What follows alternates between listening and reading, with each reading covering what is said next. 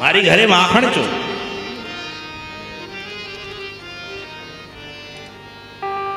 વ્રજમાં એક એવો પ્રસંગ આવ્યો અને એ પ્રસંગમાં નંદ બાબા કૃષ્ણને લઈને ગયેલા અને ત્યાંથી નંદ બાબાને બહાર જવાનું થયું. એટલે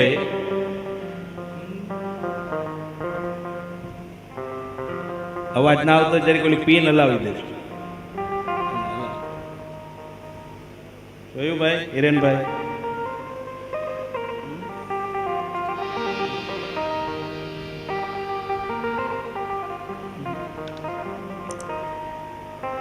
બહાર ગામ જવાનું થયું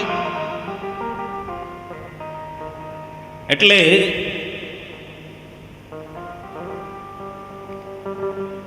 કૃષ્ણ સાથે હતા. એટલે નંદ બાબાએ કહ્યું કે આ કનૈયાને ઘરે મૂકવા જાય તો વાર લાગશે. એટલે રાધાજી ત્યાં આવ્યા હતા. એ રાધાજીને કહ્યું કે તમે કૃષ્ણને ઘરે મૂકી આવો. રાધાજી કનૈયાને લઈને ઘરે મૂકવા આવ્યા. અને જ્યાં યશોદામાએ રાધાજીને જોયા ત્યાં તો મનમાં વસી ગયા. યશોદામાએ જોયું કે આવી દીકરી તો આખા વ્રજમાં ક્યાંય જોઈએ જ નથી. આ કોની પુત્રી છે? કે આ વૃષભાન રાજાની લાડલીજી. કાલે રાધાષ્ટમી ગઈ ને. આમ તો રાધાજી મોટા છે પણ જન્મ પાછો 15 દી પછી આવે. શ્રાવણ મહિનાની અષ્ટમી કૃષ્ણ જન્માષ્ટમી અને ભાદરવા શુક્લ અષ્ટમી એટલે રાધાષ્ટમી. 15 દિવસનો આમ ગેપ પણ 2 વર્ષ 5 વર્ષનો ડિફરન્સ. 5 વર્ષ મોટા. તો રાધાજી મૂકવા આવ્યા. યશોદામાના મનમાં વસી ગયા. કહ્યું આવી દીકરી ક્યાંય જોઈ નથી. સાંજે નંદ બાબા ઘરે આવ્યા એટલે તરત જ પહેલી જ વાત કરી કે પહેલી દીકરી જે આવી હતી કૃષ્ણને મૂકવા એને તમે ઓળખો છો? નંદ બાબા કે હા હું ઓળખું છું. કેવી દીકરી છે? આખા વ્રજમાં આવી ક્યાંય દીકરી મેં જોઈ નથી. નંદ બાબા કે તમારો શું વિચાર છે? યશોદામાં કે આપણે કનૈયાનું માગું નાખીએ ત્યાં આપણે સગાઈ કરી લઈએ તો કઈ ઉપાધિ નહીં. તો કે પણ હજી આ નાના છે, 5 વર્ષના છે, મોટા થવા દો, કંઈક થોડાક વ્યવસ્થિત સમજદાર થાય, મોટા થાય પછી આપણે કરશું. અત્યારથી ક્યાં ઉતાવળ છે? હજી 5 વર્ષના છે, હજી મોટા થવા દો, પછી આપણે બાયોડેટા છપાવશું અને પછી જે કાંઈ એનું. અત્યારથી કોઈ ઉતાવળ કરવાની જરૂર નથી. મને એવું લાગે છે કે આ ન કરાય. કૃષ્ણ મોટા થાય એને ગમે રજે.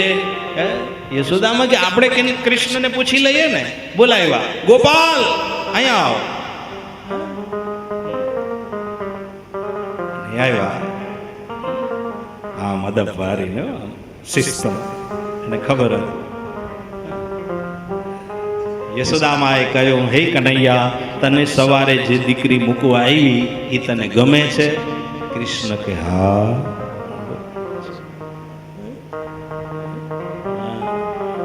એના ઉપર તો પદ લખ્યા છે મૈયા મોરી મોહે સી ઢોટલિયા બારી. મૈયા મોરી મોહે સી ઢોટલિયા ભારી. રાધિકા લાગે મને પ્યારી પ્યારી. રાધિકા લાગે મને પ્યારી પ્યારી. મૈયા મોરી મોહે સી ઢોટલિયા ભારી. મૈયા મોરી મોહે સી ઢોટલિયા. બ્રજભાષામાં ઢોટલિયાની દીકરી કહેવાય. કયું આ ગમે છે? પછી તો યશોદામાં હાથમાં રહીએ, કૃષ્ણએ હા પાડ્યું.